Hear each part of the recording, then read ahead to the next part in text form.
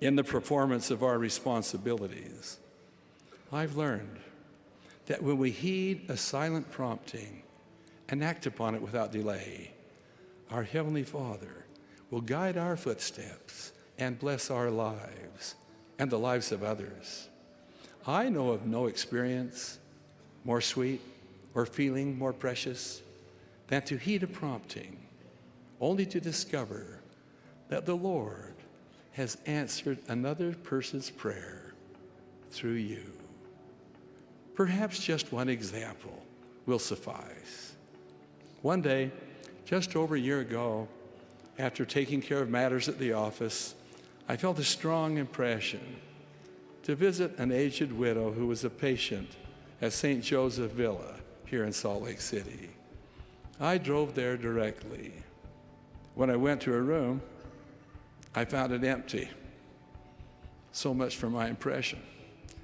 I asked an attendant concerning her whereabouts and was directed to a lounge area. There I found this sweet widow, visiting with her sister and another friend. We had a pleasant conversation together. As we were talking, a man came to the door of the room to obtain a can of soda water from the vending machine. He glanced at me and said, "Why, you're Tom Monson." "Yes," I replied, "and you look like a Hemingway."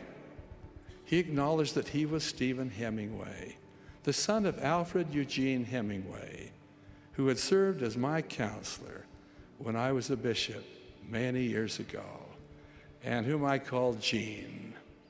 Stephen told me that his father was there in the same facility and was near death. He'd been calling my name,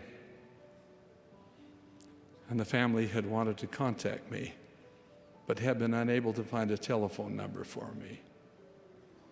I excused myself immediately and went with Stephen up to the room of my former counselor, where the others of his children were also gathered, his wife having passed away some years ago. The family members regarded my meeting Stephen in the lounge area as a response by our Heavenly Father to their great desire that I would see their father before he died and answer his call.